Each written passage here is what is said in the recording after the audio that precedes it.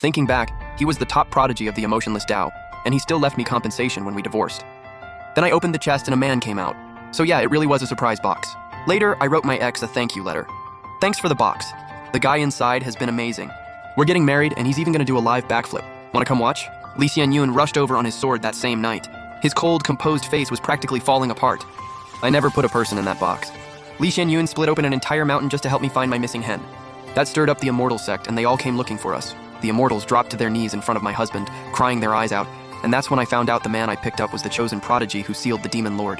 In the great battle 3 years ago, he vanished, and somehow became the man sleeping beside me. That pure, untouchable Immortal Lord fell into mortal life. From then on, he fed chickens and ducks, helped pigs give birth, and got hooked on the warmth of my bed. After Lee Xianyun took the medicine that restored his memory, he slowly opened his eyes. In an instant, his gaze turned clear again, and he apologized to me. I'm sorry, Miss Chen, I have to go back and save the world. That's fine. Harvest season's almost here. If you have time, can you come back and help me cut the wheat? I can't finish all that work by myself. Back then, Lee Xianyun alone was worth a whole village of strong young laborers. Every harvest season, he even won me a whole flock of hens. As long as he was around, I never had to worry about the crop. But when they heard that, everyone else just covered their mouths and laughed. A woman in white had tears in her eyes. She dropped to her knees in front of me and pleaded, Miss Chen, Immortal Lord Lee has already wasted 3 years here with you. The people are suffering. The world is in chaos. How can you be so selfish and keep him all to yourself? You only care about yourself, not the world. Is that how your family raised you? But I'm an orphan. And besides, Lee Xianyun works fast. He can finish harvesting the wheat in under a minute. Does saving the world really depend on him alone? Are all the immortals here useless or what? I was honestly curious, but I didn't say it out loud, because everyone was staring at me like I was some unreasonable shrew. Mortals are all the same. All they care about is love and romance. She just wants to keep the Immortal Lord all to herself. If it weren't for the Demon Lord, how could someone like her have ever tainted Immortal Lord Lee? I looked at Lee Xianyun. Last night, he was still at my bedside coaxing me. Just one more kiss, I'll chop extra firewood tomorrow, okay? But today, Lee Xianyun only lifted his eyelids and pulled out a divorce paper. Miss Chen, please sign it, I can compensate you. The other immortals were unhappy. Immortal Lord Lee, she's just a mortal. Receiving your grace alone is already enough to extend her life. That's a blessing beyond measure for her. She should be kneeling and thanking you for it. And you're compensating her? Before I could flip over their tea, Lee Xianyun let out a sigh and raised a hand to silence the objections. I thought he was finally going to make it clear how much I'd done for him. Like how I pulled him out of a pack of wild dogs and got a chunk of skin torn off my arm doing it. The scar is still there. To find herbs for his wounds, I even broke my arm in a fall, then rushed back through a stormy night to boil his medicine. Back then, Lee Xianyun's eyes were wet. He held my hand and promised we'd grow old together and never part. But now Lee Xianyun looked down at me from above and there was pity in his eyes. I wasted 3 years and that's nothing, but a mortal only gets 100 years to live.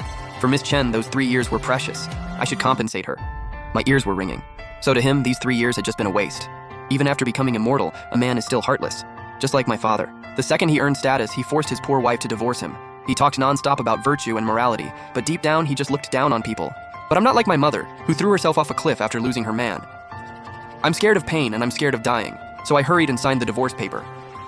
But all those immortals were standing there with swords, their blades flashing cold. I was so scared my hand wouldn't stop shaking, and I almost forgot how to write. Lee Xianyun reached out and naturally steadied my fingers as I signed. You don't need to stall for time, and you don't need to cling to me. After the divorce, Lee Xianyun had someone bring out a chest. Something inside was making noise. Seeing the confusion on my face, Lee Xianyun explained calmly, It's a spirit pet for you. It can guard the house and yard. The watchdog at home died of old age the day before yesterday. That little dog grew up with me, was there when I learned to walk, and kept me company on dark roads. It guarded this home for years. Now all that's left is a little grave. I cried into my pillow all night, afraid I'd be all alone with no companion. Lee Xianyun comforted me. He said he'd be here for me. Looking at the chest with the spirit pet inside, I thought maybe Lee Xianyun still remembered what we had. I tried so hard to find even a trace of reluctance on his face, but after setting the chest down, he just left. He didn't look back even once. A group of immortals walked out of my little courtyard. They trampled my fence, and their sword energy chopped down the flowers, plants, and trees Lee Xianyun and I had planted together. Even the chicken coop Lee Xianyun had just built today fell apart.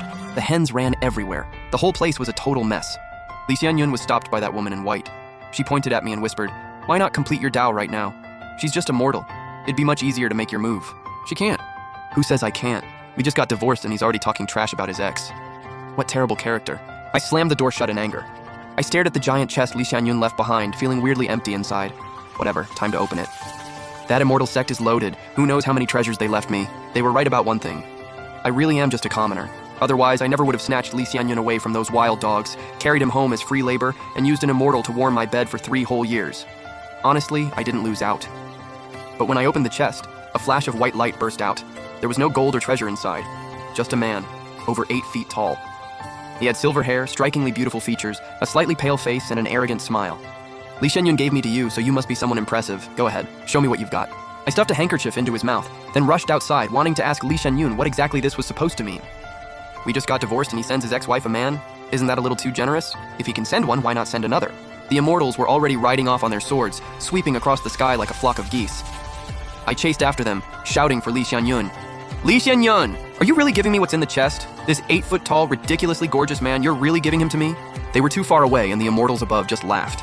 Immortal Lord Li, your little farm wife is seriously obsessed. She followed us all the way out here. She's crying. Oh, she fell. And you're still not going down?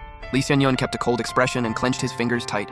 He didn't even look at the tiny figure on the ground, and his sword flew even faster. I got tired from running, so I knew when to stop. Us honest people are just like that. When someone gives us a huge gift, we have to test them a few times, just in case they regret it. Even when we ask for New Year's red envelopes, we keep refusing over and over, while our pocket stays wide open so they can drop it right in. Mom taught me that makes you look well-mannered. Then I thought about the new man in the chest, and hurried home to keep unboxing my gift. But when I got home, I froze. The man was sprawled on the floor, barely alive, clutching my hen in his hand and about to shove it into his mouth.